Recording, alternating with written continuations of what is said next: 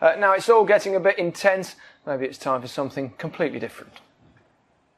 Hi, I'm Ricky Gervais, and I've taken time out of my busy schedule filming extras, coming soon, to be here in Germany, to wish England the very best of luck. In fact, I'm with a couple of the lads now, Peter Crouch and Wayne Rooney. Thanks for having us, Rick. Hi, Pete. Yeah. Wayne. Hi, Wayne. All right. How's it going? What would you say to these people who are criticising you two playing up front together? They're saying it really can't gel because, you know, of the height difference. You said I'm lanky? No. Saying him short like? No, I'm just saying that maybe with a long ball game that, you know, that might suit you, but it won't suit Wayne because he's not as good in the air. Well, you don't know what we're talking about. We've got a system. You don't know what you're talking about. So just send the ball in. Okay. Yeah.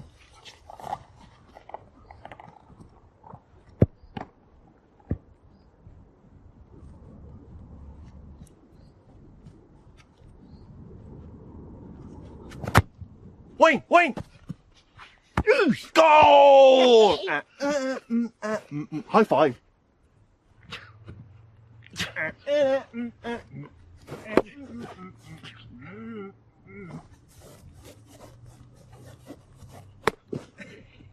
Wayne, you little...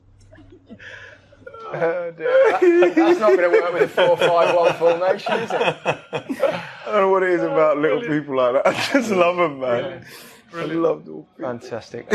If you do win an award tonight, don't use it as a platform to make a political speech, right? You're in no position to lecture the public about anything. You know nothing about the real world.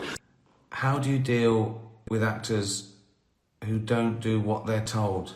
That's a tricky one. Do you know what? It never happens. I've been lucky. I've sort of had final edit from the very beginning, and I often work with the same crew and actors, and they're great. I really can't remember. I reckon it's been 2 times in 25 years when there's been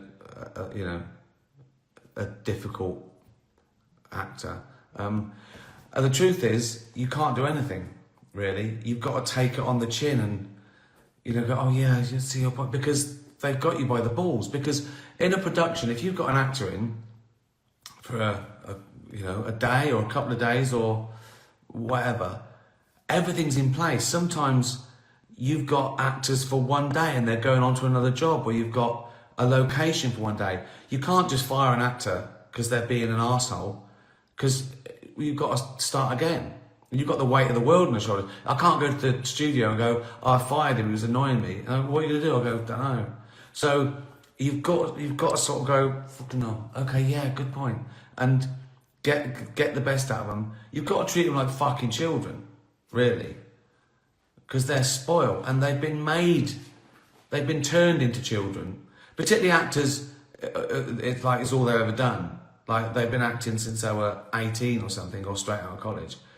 Everyone's doing stuff, but people fucking tie your laces for you, get you coffee when you want it, you know.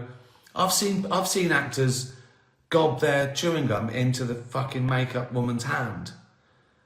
You know what I mean? Friend is Blake Lively. I'm going to be able to watch her in an interview, because what's happened is that this Norwegian journalist named Kirsty Flaw has come out and said that Blake Lively was so awful to me when I've interviewed her that she made me want to reconsider my career. Take a listen. First of all, congrats on your little bump. Congrats on your little bump. What about my bump? Did you guys love wearing those kind of clothes that you... Yeah. I wonder if they would ask the men about the clothes. I would. Ladies and gentlemen, that is your brain on feminism. So they're just like, they're spoiled little brats, right? But I haven't worked with any of them, to be honest. But when it happens, you've just got to get through it and never work with them again. And that's it, really. But I've been very lucky. What the annoying thing is if something annoys you, like say I'm directing and I'm acting in something, if I'm worried about something, then I've got to be funny. That's the difficult bit. If you're just sitting behind the monitor going, do this, do that, you can sort of cope with it. If you're in a scene with someone and they've annoyed you and you've got to be funny, but you're fucking fuming. That's when it's difficult. But you just avoid those situations, you know. Some people get references. Some people work with the same people all the time, like me, so it's never a problem. And the rare case of when someone's acting up, you just got to get through it, really. And never work with them again. Most of you spent less time in school than Greta Thunberg. So, if you win, right, come up, accept your little award, thank your agent and your God, and... So... A rare white Bengal tiger named Kenya.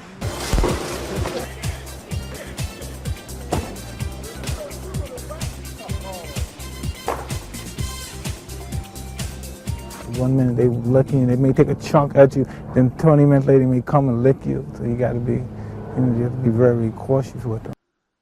I mean, whoever got that footage is like gold, isn't it? You'd never thought, when you start following these people, although I went to a domestic cat show in New York, Madison Square Gardens, I thought I like cats, right? But the owners, I couldn't take my eyes off the owners. They were like the people in this. There's hairdos I hadn't seen before. There was one family that bred these cats, and the cats were obviously inbred. But so there was it looked like their faces were on upside down. That's the only way I couldn't stop looking at this family. They were from the deep south, and they'd come up to New York to show their pedigree cats, and they all had the same face, and it all looked like it was on upside down. But yeah, some of the hairdos were incredible.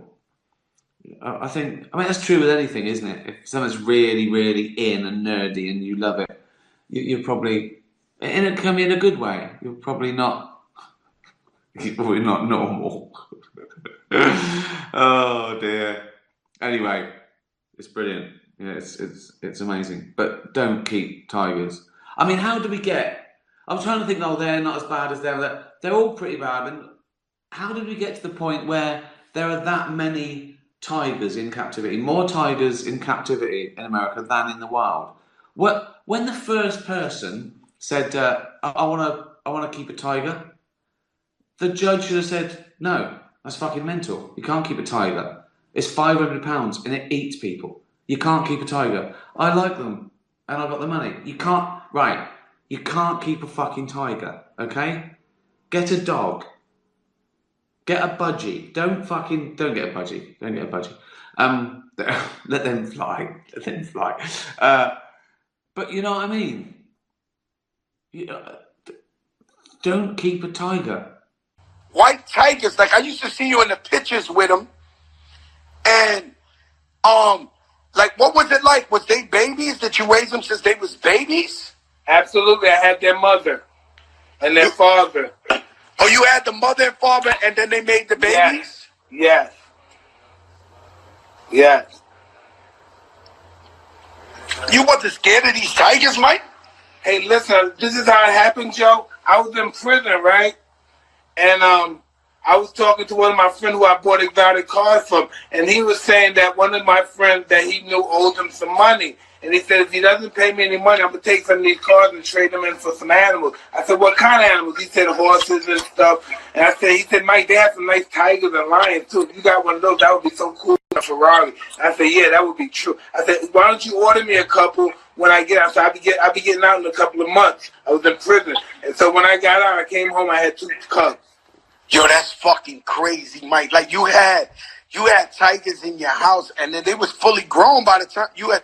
So, yeah. Yo, Mike, there's a rumor that one of them jumped over the shit and bit the neighbor's arm off or some shit. No, Joe, that's not what happened. Tell me what happened, Mike. Somebody jumped over my fence where the tiger was and jumped in the inhabitant and started playing with the tiger, and the tiger didn't know the lady, so it was a bad accident. Oh, so she jumped over the gate? Yeah, she jumped in the property where the tiger was at. Let me ask you a question. They sued you for that shit? Well, they tried to until they found out that she jumped over the fence and then she trespassed with the tiger. And listen, when I saw what the tiger did to her hand, I had a lot of money back then, so I gave her $250,000, whatever it was, because she was just fucked up, Joe. Yeah, that motherfucker took an arm off, huh? Oh, Joe, you can't believe what they can do to a person's flesh. I had no idea. No, I know, because out in Dubai, my little man Rashid Ben Hassan, his house is a zoo. So like when they eat dinner, you look this way, it's tigers, you look this way, it's lions, it's insane. They own a zoo and so many animals there, him and his father and them, and they put me in with a tiger, and the motherfucker, he's so big, but he's so quick. And listen, incredibly quick for something that's 500 pounds, 600 pounds. You are not getting away from a tiger if he wants your ass. There is no way around it. And they kill you in like 3 seconds, so you're not gonna live long. You know, I seen the tiger get fed. I seen a motherfucker throw like a piece of steak up to like a tree. It was like the 4th floor of a building, and the motherfucker jumped up there, hit the tree, and grabbed the steak. When I saw that, it erased every hope of me ever running away in the fucking jungle from a tiger. No, you don't stand no chance, man. They kill you with one swing. Bow, you're dead. Your neck is broken. So it's pretty much like Russian roulette fucking with these tigers, huh? Hey, listen, know what I've learned? I was foolish that there's no way you're going to domesticate these cats 100%. There's no way that's going to happen. Yo, that shit is crazy, Mike, because they kill you by accident. They don't even mean to kill you. They do it by accident. They're too strong. Yeah, I'm sure they killed motherfuckers and was looking at their owner like, yo, what happened? Why he ain't getting up? They just don't realize they're like a fucking truck. No, especially when you're playing rough with them. You're punching them back and they're getting hyped back and they hit you back and you're dead. Yo, Mike, you was boxing with the motherfuckers, huh? Like you was. Oh, I loved them. I used to sleep with them. They were my. I'm just happy I educated myself. It was late, but I've educated myself that I was doing the wrong shit. I shouldn't have had them in my house. I shouldn't have had them domesticated. At least believing that they were domesticated. I was wrong. No way in the world, yo. The Russian president saying that if Ukraine those into Russian territory, he would consider the U.S. and other NATO countries directly involved and therefore at war with Russia. I thought it was apt as we come out of a global pandemic and then some tries to start World War III. Typical. Cat Stevens, he's been with me forever. That's off the Teaser and the Firecat album, which is the first album I ever owned that was mine. Not the first one I bought with my own money. That was Stranded by Roxy Music. But that was the first one I owned. I think I'd asked for it. My sister got me it, and I think she said, I could have an album. Would it have been 1971, 72? What would I have been? 10, 11? Anyway, I still love it. And I don't know whether it's the nostalgia or that every song on it is amazing. But check it out. Teaser and the Firecat. Cat Stevens. Plug. Classic. It's only 50 years old. Topical. So, yeah. Right. Questions. How are you, everyone? Yeah, I know. What can you do? What can you do? There's always something, isn't there? We want to turn now to the war in Ukraine and fears of a wider conflict. President Biden and UK's Prime Minister met on Friday to discuss allowing the Ukrainian military to use long-range to strike deep inside Russia. But Russian President Vladimir Putin is now warning of severe consequences if that happens. The Ukrainian President Volodymyr Zelensky has been pleading with allies for months to let his country fire long-range Western-made deep into Russian territory. We're talking specifically here about the U.S. ATACMS and the British Storm Shadows. Ukraine says these long-range will allow its forces to air bases and other military targets from which every single day Russia is launching attacks that are Ukrainian civilians. Until it's given the green light by Western countries, the Ukrainian military cannot hit those Russian targets. But the U.S. and the U.K. appear increasingly open to lifting the restrictions, which prompted a warning from Vladimir Putin. The Russian president saying that if Ukraine fired those into Russian territory, he would consider the U.S. and other NATO countries directly involved and therefore at war with Russia. His remarks signal he may be willing to escalate against the West in response, and some Western officials are concerned this could mean acts of sabotage against their infrastructure or possibly, Peter, NATO bases. There's always summer, even if it's not, a world concern, if it's not a pandemic or global warming or nuclear war or tragedy, right? There's always something wrong. Do you know what I mean? You just pick up. At my age, every day gets a little bit shitter. I ache a bit more. So, the news is one thing, but I'm already in pain. Oh, God. I take vitamins and things and supplements now. Ointments. My latest, nothing I can do about it, but I've been trying to keep fit, which is harder and harder, right? So I go jogging or walking every day, depending on if I've got like my knees have thawed out, or I haven't got sprained ankle or bad back. I try and go running or walking every day, right? And this is way too much information, right? I've just been putting I haven't been wearing pants unless I have to go on a chat show or something. I was only on a couple of those. So it's been nice to get up, take my pyjamas off, put on tracksuit bottoms, but, like joggers, I've got joggers clunge because it's a bit of chafing down there. So I put underpants on today. I thought if I could stop everything scrabbling around.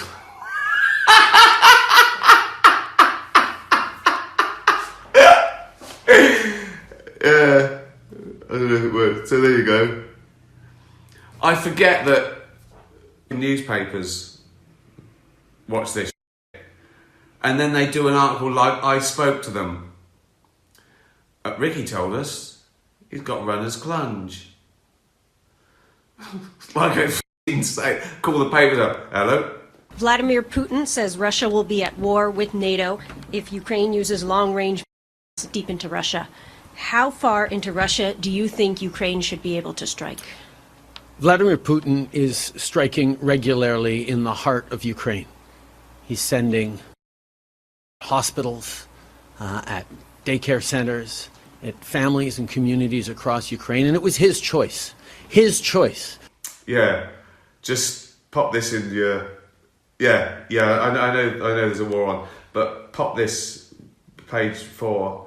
I've got runner's clunge, and I want to know what you, as the press of Great Britain, intend to f***ing do about it.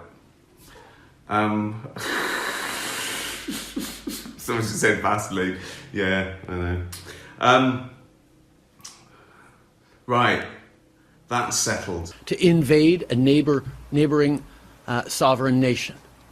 His choice to start this conflict, and it could be his choice to end it tomorrow. All he has to do is pull back his troops into Russian territory. But he won't do that. He is not just trying to remove any choice that Ukrainians have around where they want their future to go, remove their independence, remove their sovereignty.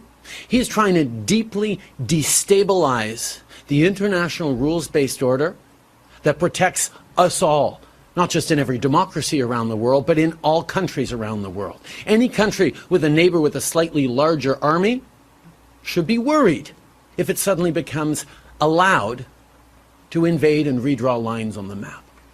And that's why Canada and others are unequivocal that Ukraine must win this war against Russia. And we will continue to be there to support Ukraine. And yes, Canada fully supports Ukraine using long-range to prevent and interdict Russia's continued ability to degrade Ukrainian civilian infrastructure and mostly to kill innocent civilians in their unjust war.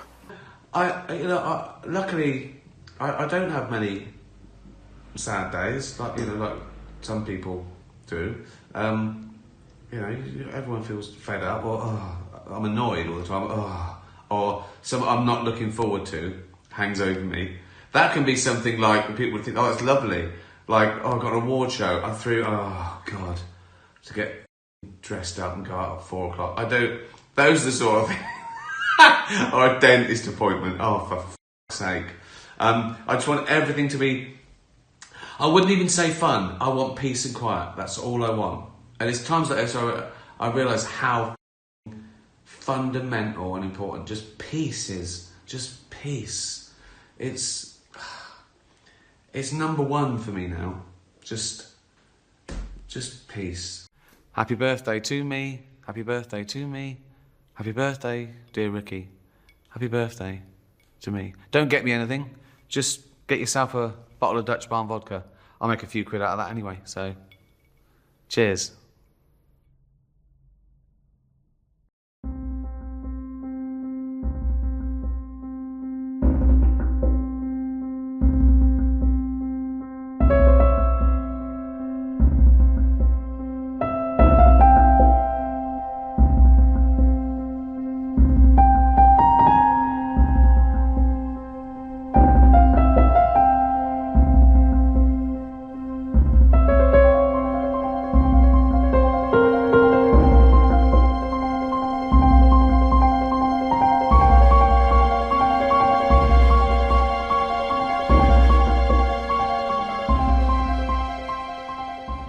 Yes, the Dutch Barn. Dutch Barn. I co-own that company. And yeah, all the adverts I've been doing, they can never get on telly. Well, I'm going to do some for telly maybe, just take out some of the swearing. And it's made in Yorkshire from apples. It's we got our own orchard and everything. I'm a farmer, officially. I told you, didn't I? So if there's a war, couldn't fight, like they'd fucking have me anyway.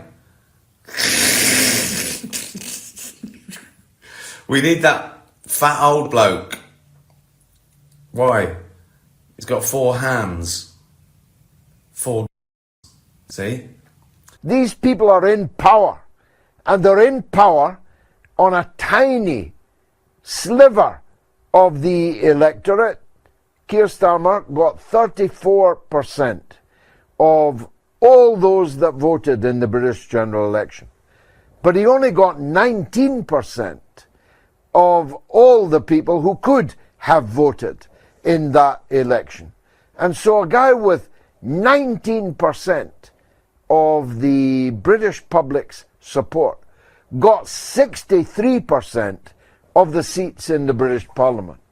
And now he's busy ennobling his friends, cronies and donors, putting them in the House of Lords, making them members of Parliament for life.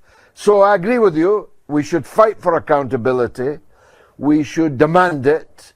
But the ultimate accountability is when they stand up for election. That's why I am clear about the elections in May. Anybody but Labour. Vote for anybody but Labour. Labour must be destroyed. Try Dutch Barn. Yes, it might make me $1 billion, but when I die, that'll go to worthy causes, won't it?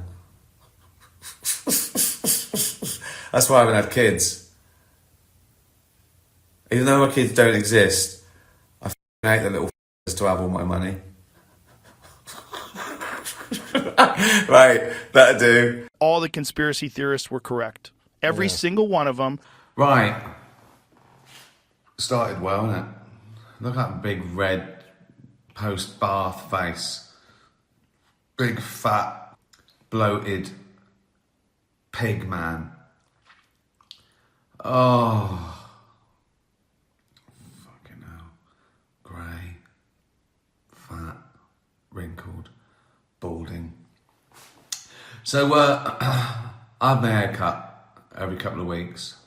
And every time the sort of barber holds up the mirror, it sort of gets worse and worse, thinner and greyer, right? And this time they said, oh, those I can see sort of like patches of scalp and everything. And they went, oh, that's temporary. Rosemary oil sorts that out. I went, oh, cheers. I thought it doesn't. I don't believe any of that. This does that. This plumps you up. This anti-aging this, and biology wins, right? But we had some rosemary oil, so I put that on. I thought, oh, I'll give it a go. And then Jane said I smell like a roast dinner. So, oh, isn't it? So, I'm just going to get fatter and balder and die. Every day I wake up and go, oh, I ache all over. I've just taken an aspirin because I had a headache. I never get a headache. In fact, it's always, I mean, you getting loads of things I've never had before. I go, what's that? I've never had a pain there before. I didn't know that had stuff in it to have a fucking pain in it. But it's just...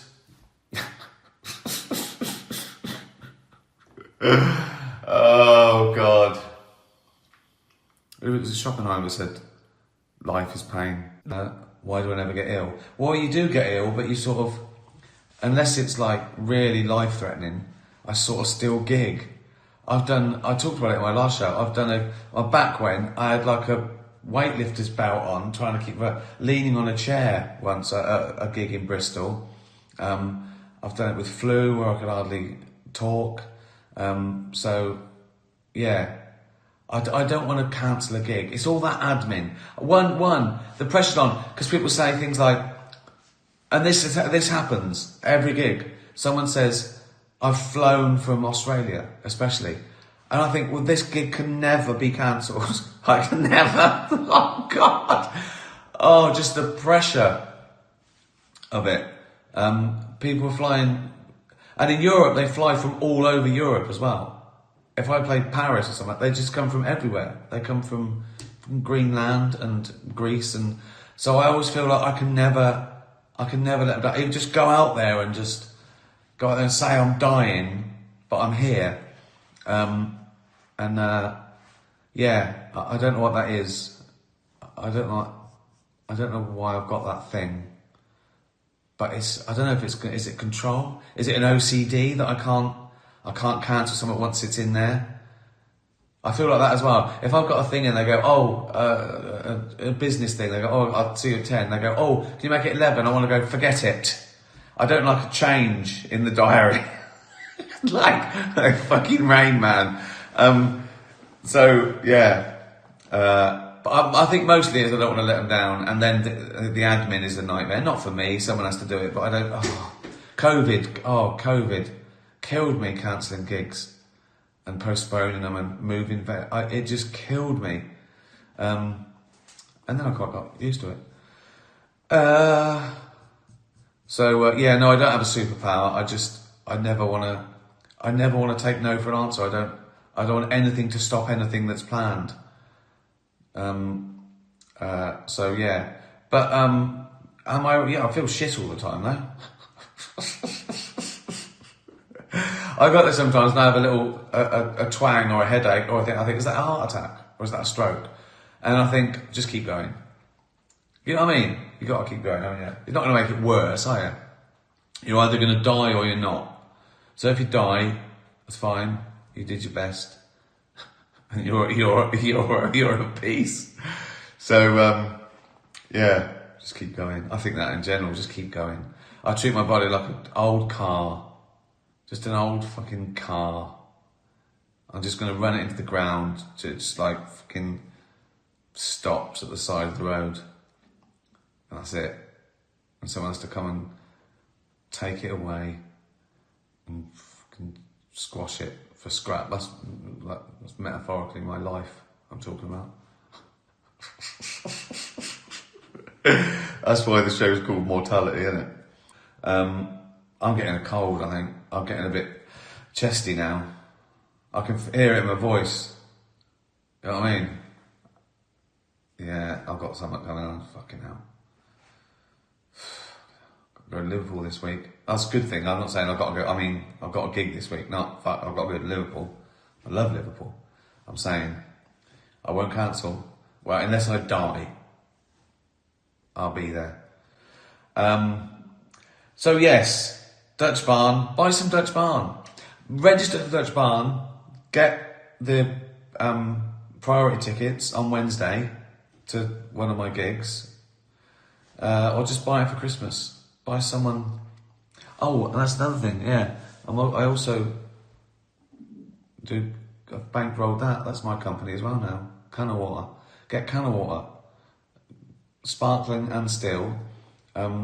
Also very sustainable. Aluminium to try and cut down on single-use plastics, destroying the oceans.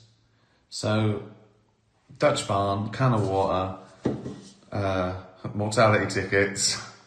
Fucking hell. Fridge freezer for sale. Thanks for following. See you soon. I've got to turn this off now, haven't I? Look, squinting already. Tatty bye, everyone. That's the thing, isn't it? Yeah. Tatty bye. Now it's all getting a bit intense. Maybe it's time for something completely different. Hi, I'm Ricky Gervais, and I've taken time out of my busy schedule filming extras, coming soon, to be here in Germany, to wish England the very best of luck. In fact, I'm with a couple of the lads now, Peter Crouch and Wayne Rooney. Thanks for having us, Rick. Hi, Pete. Yeah. Wayne. Hi, Wayne. All right. How's it going? What would you say to these people who are criticising you two playing up front together? They're saying it really can't gel because, you know, of the height difference. You saying I'm lanky? No. You saying I'm short like? No, I'm just saying that maybe with a long ball game that, you know, that might suit you, but it won't suit Wayne because he's not as good in the air. Well, you don't know what you're talking about. We've got a system. You don't know what you're talking about. So just send the ball in. Okay. Yeah.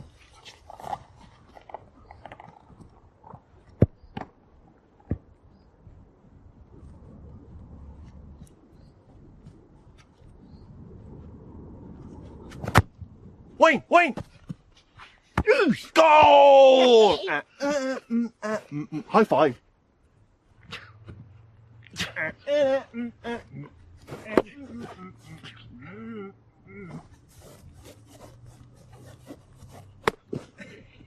Wayne, you little...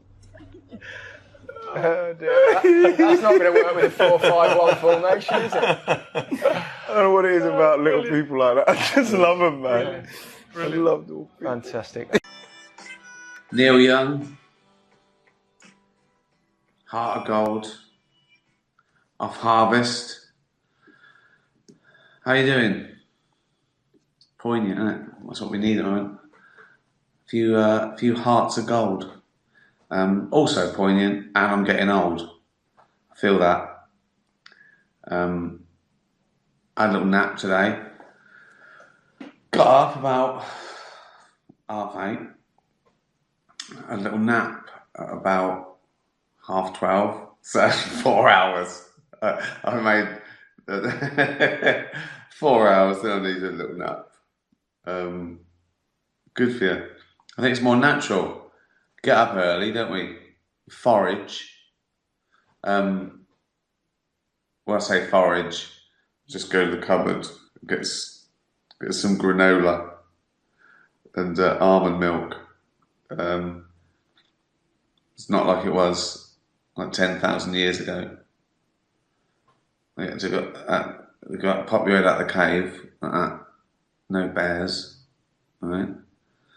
So always some berries down there. I'll go down there. It's like it's not. Oh, right. It's easy now. But yeah, you'd forage, right? Eat, right? Then you'd have it. Then it was like midday, beating sun, wasn't it? Not so much in England. There was no such thing as England. So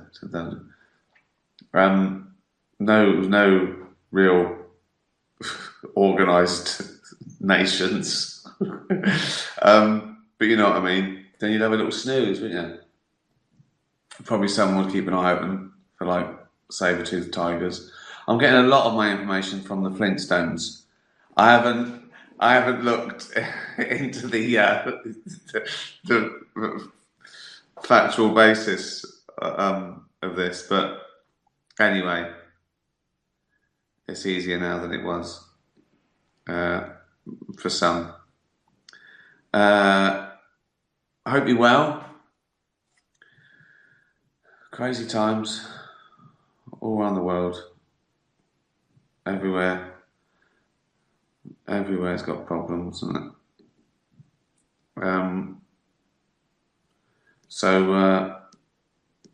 Cock in a drain.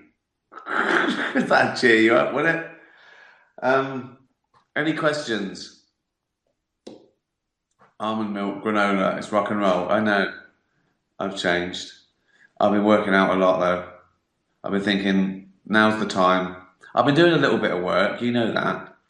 I'm writing series 3, and I reckon I've got, I don't know, 40 pages, and it's building up, and I do a little bit every day, like one little scene or one little idea, and I jot it down. And did I tell you that I worked on that? If I sort of do a scene, like I jot it down in a little notebook, a couple of pages, right? And I put that in, and that might be like 1 page in the script. And I think, hold on though, that'll take me like an afternoon to film that. So I feel like I've done a day's work. But now it's got to the point where I jot it down in my notebook one day and I go, well, that's a day's work. And then I type it up the next day and I count it twice. So I go, right, the jotting it down was a day's work and the typing it up was a day's work. So yeah,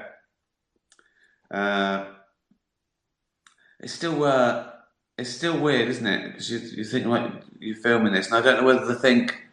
We don't know. Have you seen Columbo today? No. Was it on again? I've seen them all. I was talking to my brother about it. Christmas. He's seen them all as well. Me and Jane. Sometimes we've got them the box set. And we've got them saved up when they're on telly on Sky Plus. We've always got a bit of Columbo. I tell you what, I've been revisiting now. I started watching The Last Kingdom. I really liked it. It's basically like Game of Thrones, which I didn't think I'd like, and I did. I might even like this a bit more in many ways because there's less magic and stuff. It's a bit more, about conspiracies and trust and relationships and all that. But it's good. I've finished the first season last night, start another one tonight, and now after that, if it's like not time for another one or we've realised we've got an endless sort of well of Kirby enthusiasms. Oh, it's so good. It's so good. He's such a genius, Larry David. Just nothing but funny. What's fun? There's, he's not concerned with logical plots or motivations other than sort of selfishness driven by character. Anything can happen. It's just pure funny. It's what's the funniest thing that I can put in this 25 minutes. And there's great, just throwaway lines and throwaway observations that no one, there's so many observations in that. In one episode, I could do a stand-up around the observations that he comes up with, and honestly, they're so good. But I'm preaching the converted here, aren't I? Ricky, you're a legend. Thank you. It's not a question, but I like it. Tired today. So too many naps. Like I'm becoming my own cat because I miss Ollie, who used to. All cats, they sleep for about 70% of the time. I'm going for that.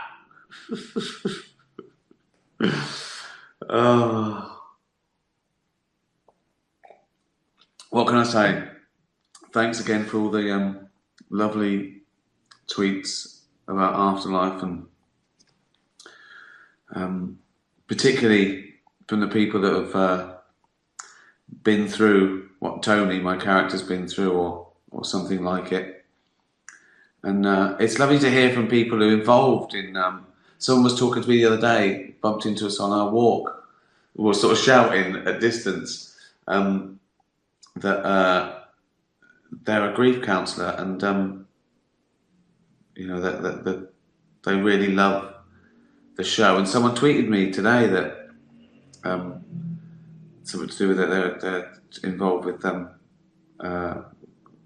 grieving counselling service. So that's really lovely. It's lovely that it means something to people, not just entertainment, but it is just. I treat it as just entertainment. So that's lovely. I'd hate to think that you think I think it's an important show. I think it's a comedy, but it is lovely when it's important to people as well. Did I enjoy being in Curb? I absolutely loved it. I remember it was a heat wave. We filmed it in New York. What series is that? Is that 8 or 9 or 10? What's that one? When he goes to New York. Anyway, it was 104 degrees, and to have, it's so funny, me and Larry David just complaining just to each other. It was like another episode of Curb going on while we were filming Curb. I think the little bits on the DVD extras.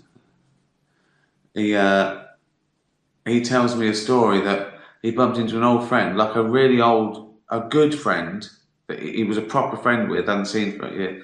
And the friend bumped into him and said, "Oh, hi, hey, hi there." And he went, "Hey, how you doing?" "Yeah, good." He said, "Hey, I'm in town with my wife. Do you want to have dinner with us?" And Larry David went, "No."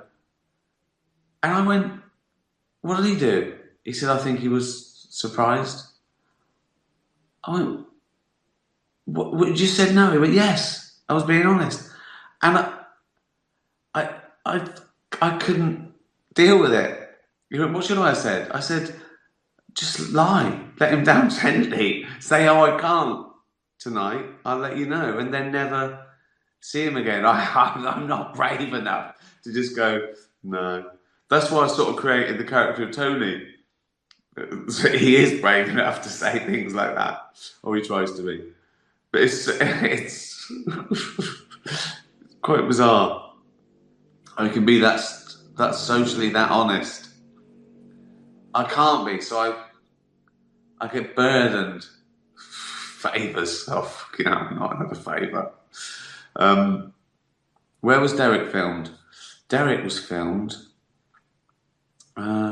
We moved around a couple of different studios. The pilot was actually a real building, and then we recreated it for the next two series and a special. So it was just various. It was all set really. It was one big set, wasn't it? Like The Office. It wasn't. It didn't really get out and about much in Derek like we do in Afterlife. I think we did one in the East End. I think we did a bit in one in Pinewood or Shepperton or something. I can't remember. But it was a set. It was never really a location. Thanks for asking. Have a beer. I will. Cheers. Peaky Blinders is the best UK show. I've heard good things about it. I haven't watched it.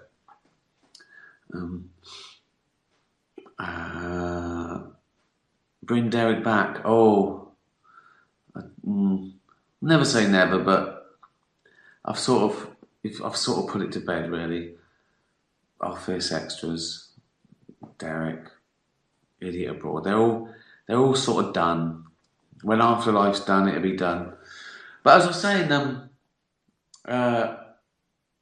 an interview, it was it could be a spin-off, and I've said before there could be lots of spin-offs.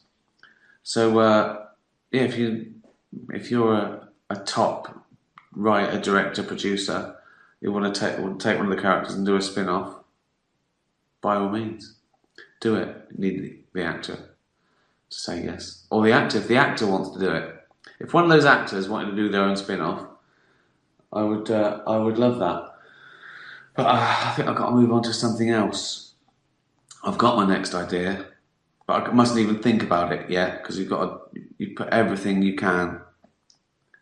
You put everything you can into every series. You know, leave it in the ring, as they say on Ultimate Fighter. Don't leave it up to the judges. Leave it in the ring. Oh, there was a fight last night. I've taped it. Oh, excellent. This must be like watching a dog. Like you show the dog a ball, but then it sees a pigeon, and you have to go.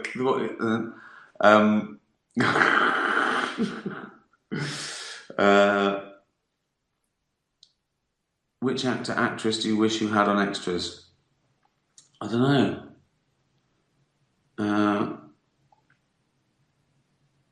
I suppose some of the people that I've ribbed recently at the Golden Globes would be good. I'd quite like to do that.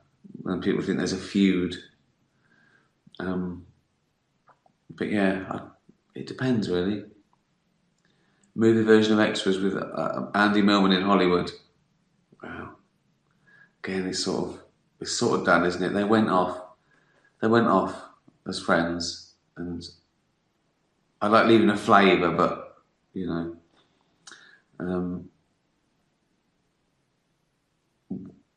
What's that? Do you like the odd jacket potato? I like a potato. We had some barbecued sort of baked potatoes day before yesterday. Thanks for asking. Veggie sausages, baked potatoes, bit of asparagus. Boom, done. Done in minutes. Takes about an hour to get the barbecue at the right temperature so they don't go black or no heat at all. It hasn't taken. Put some more firelighters in. But yeah, I do like the odd baked potato. Can I get a whoop whoop? I don't know what that means. Whoop. What me say whoop whoop? I don't know what that means. That might be a secret society sign that you've conned me into doing. And suddenly, I'm connected to some terrorist group, and it's innocent. And then you've got a clip of me doing it. So yeah, you've got to be careful these days. How did philosophy influence your comedy writing? Well, only in the sense that I think, in general, you've got to be quite analytical with comedy because it's sort of a magic trick. Do you know what I mean? It's a misdirection. It's looking at something from a point of view, getting the audience to know what you're talking about, and flipping it and surprising them. To some extent, there's no one way to do it. But I think you have to be quite analytical to do that well. But you don't have to do a philosophy degree to do that well.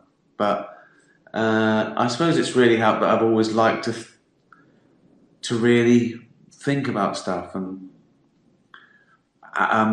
question stuff. I think that's still. I think that's one of the most important things in a free society, that you question everything. And as soon as someone says you shouldn't question that, be suspicious. Anyone, anywhere, for any reason, even if they say their reasons are so pure, so virtuous, so for your own good. Don't question this. Question it. Most people are trying to shut you up. If someone doesn't want to be questioned or think about their deeply held beliefs, they're worried about something. Question everything, even this. What? How long's that? I treat it as like a duty now. I said I'd do this. I've got it down from every day to 3 times a week. I quite look forward to it. This makes me think. And how much do you love Bowie? Oh, I love Bowie. Listening to him today, actually. I found the clip that really got me into Bowie today. And I don't know what the chances are. And it's pretty much how I remembered it. When I was a teenager, sitting in my front room in Whitley Estate, Reading, and I was aware of Bowie. I like some of the singles, but he was just in the mix. I was really into sort of stuff like Simon and Garfunkel and Cat Stevens. And then I saw him perform Heroes on a TV show called Mark. It was Mark Bolan. And I just watched it again. And incredible moment. It's just sort of that pulling focus in Jaws when you suddenly go, that's what I like. And just a working class bloke. And I thought, well, if he can do it, it sort of puts your life in colour when you see a role model, when you see someone who, comes from your same sort of background and talks like you and is a megastar. It sort of opens up possibilities in your mind. Do you know what I mean? You probably don't. You probably don't care. You probably don't know what the fuck I'm talking about. You probably stopped watching. That's the main thing. It's not like it's profound, like I'm going, do you know what I mean? Like it's hard to grasp. You just go, yeah, we know what you mean. We're not listening. You silly fat fucker. Why are we listening? Why are you telling us a story? Well, someone asked. Why are you arguing with yourself? I don't know. Cock in a drain. There it is. Good. Well, I hope you've enjoyed this chat. So yes, stay safe, whatever you do, in, out, doing stuff, whatever you're doing, be safe. Cheers. Tatty bye. Tatty bye. For Section 14, we see farmers being arrested just by Trafalgar Square. It's absolutely outrageous.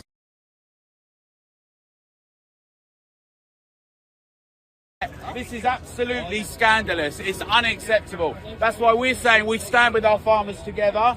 Look at this, going through all his personal things. I mean, if this doesn't make your blood boil, Britain, if this doesn't make your blood, and how the Met Police suddenly have decided to get all strong after 2 years of some of the things we've been seeing going on here. When people talk about two-tier policing, I mean, this is the kind of thing they're talking about. Yeah, it was banned right at the 11th hour. The organisers of this protest on Budget Day have been working, they say, for 3 or 4 weeks with the police, arranging 400 to 500 tractors to come down to Whitehall on Budget Day, protesting those inheritance tax reforms. At about 3:30 yesterday afternoon, the organisers were told, no, you cannot do it. It's going to cause too much serious disruption. A few brave farmers have managed to get through. It's impressive, even though there's been a cordon to try and stop them.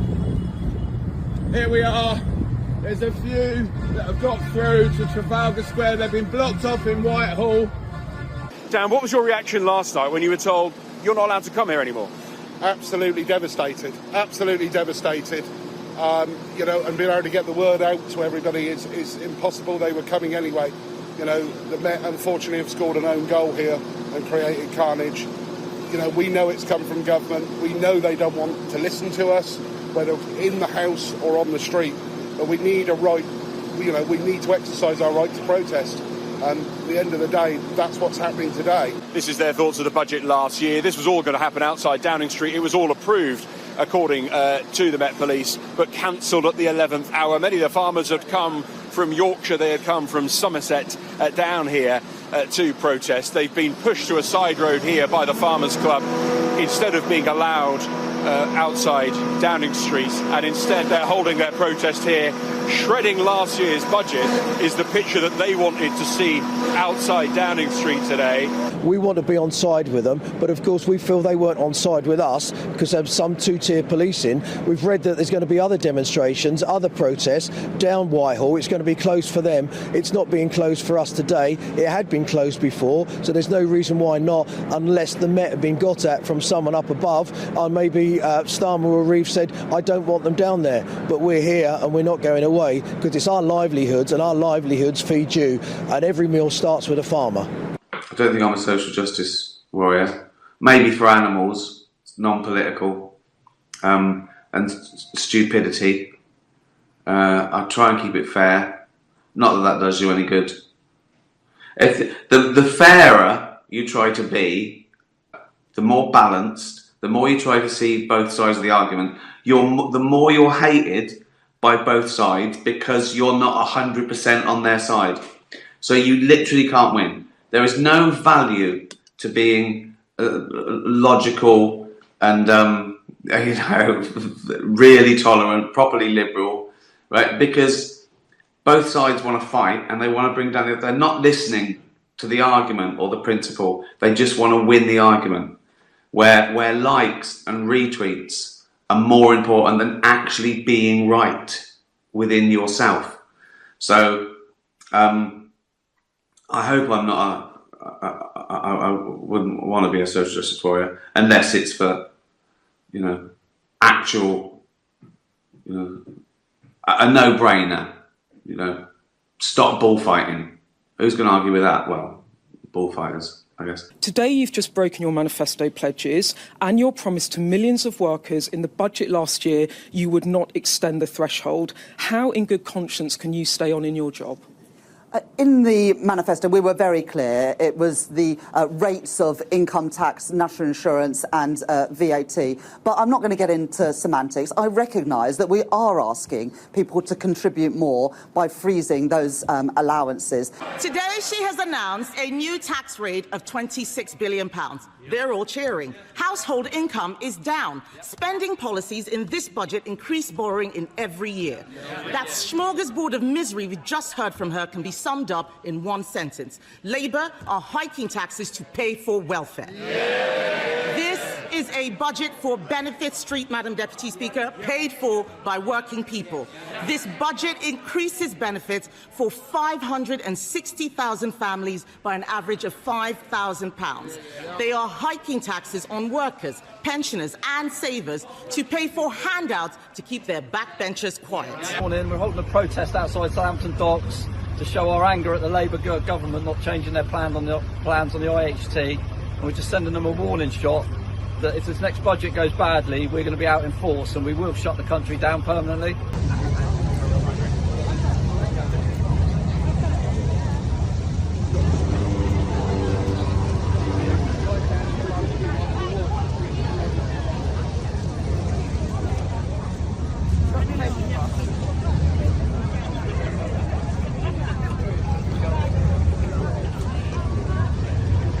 So I've just come from watching the budget, and surprise, surprise, Rachel Reeves has broken her promise to you yet again. In fact, after her budget, she will have increased taxes 7 times more than she promised at the general election. And it means that working people are going to be worse off.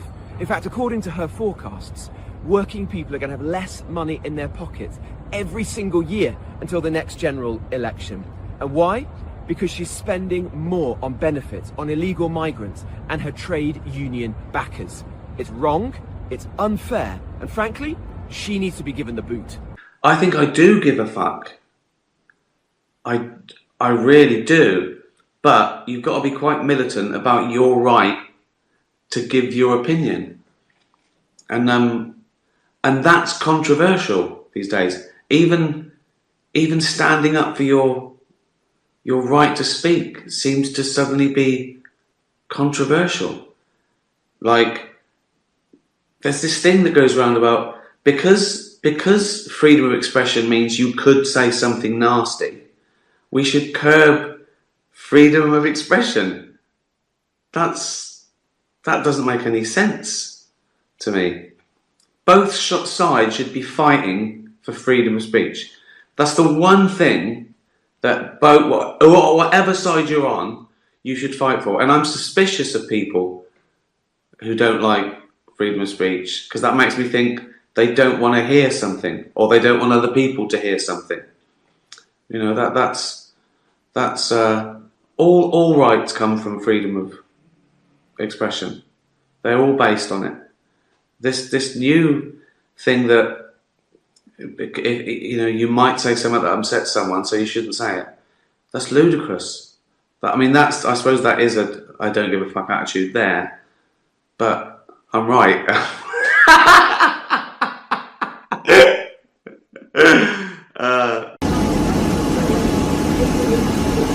Gary, what happened to you this morning? So on the drive in, we got stopped by the police. I blew my horn. They came around to me and said, you need to get out of your tractor because you've committed an offence.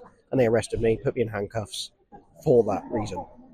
Put you in handcuffs for blowing your horn? Behind my back. They weren't just like here, it was properly up my back. I genuinely think people will be shocked by that. I am going to be taking this up with the Metropolitan Police Commissioner. I just find this extraordinary that someone who has come here peacefully to protest, who was driving his tractor through London, gets stopped by the police for blowing his horn. You could not make it up. Going on top of my tractor in front of the horse guards, all the way to Big Ben. Tractors are parked up. They're still pouring in the back, and they just keep on coming. Thousands of tractors here. Back British farmers.